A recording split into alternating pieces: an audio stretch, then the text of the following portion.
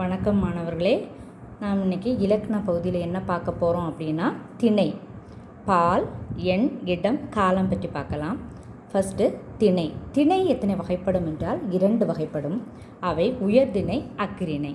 உயர்திணை என்றால் கடவுள் மனிதனை குறிக்கக்கூடியது. 6 அறிவுடைய அனைத்தும் உயர்திணை. அதில் வரக்கூடியது மனிதர்கள், கடவுள், அவ்வளோதான். அஃறிணை என்றால் உயிருள்ள உயிரற்ற பொருட்கள். 6 அறிவு அற்ற அனைத்துமே அஃறிணை. எக்ஸாம்பிள், நம்முடைய நாற்காலி ஆகலாம், மேசையாக இருக்கலாம், மரமாக இருக்கலாம், செடியாக இருக்கலாம், பறவைகளாக இருக்கலாம், விலங்குகள், அவை அனைத்துமே அஃறிணை. அடுத்ததாக பால். பால் 5 வகைப்படும். அவை ஆண்பால், பெண்பால், பலர்பால், ஒன்றன்பால், பலவின்பால். இந்த ஆண்பால், பெண்பால், பலர்பால் உயர்திணையை குறிக்கக்கூடியது. இந்த 3மே உயர்திணையை குறிக்கக்கூடியது. ஒன்றன்பால், பலவின்பால் அஃறிணையை குறிக்கக்கூடியது. அப்புறம் எண். எண் என்றால் ஒருமை, பன்மை என 2 வகைப்படும். ஒருமை என்றால் ஒன்றை குறிப்பது, பன்மை என்றால் ஒன்றுக்கு மேற்பட்டவற்றை குறிப்பது பன்மை.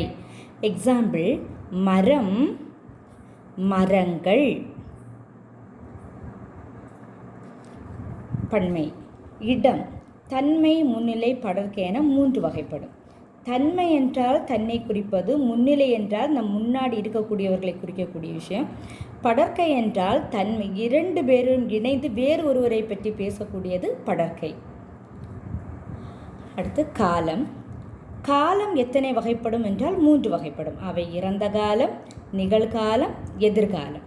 இறந்த காலம் என்றால் ஒரு செயல் நடந்து முடிந்த விஷயத்தை குறிக்கக்கூடியது இறந்த காலம். நிகழ்காலம் என்றால் இப்பொழுது நடந்து கொண்டு இருக்கக்கூடிய விஷயத்தை குறிப்பது நிகழ்காலம். எதிர்காலம் என்றால் இனிமேல், எதிர்காலத்தில், நாளைக்கு நடக்கக்கூடிய விஷயத்தை குறிக்கக்கூடியது எதிர்காலம். இறந்த காலம் ஒரு எளிமையான ஒரு எக்ஸாம்பிள் சொல்லுகிறேன் மாணவர்களுக்காக. இப்போ ஒரு மாணவன் தற்போது 10ஆம் வகுப்பு படிக்கிறான் என்றால் அவன் 9ஆம் வகுப்பு படித்தது இறந்த காலம். அவன் 10ஆம் வகுப்பு படித்து கொண்டு இருப்பது நிகழ்காலம்.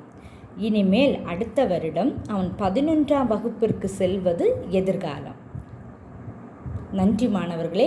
இதில் ஏதேனும் உங்களுக்கு சந்தேகம் இருந்துச்சு அப்படின்னா எனக்கு கமெண்ட் பாக்ஸில் தெரிவிங்க.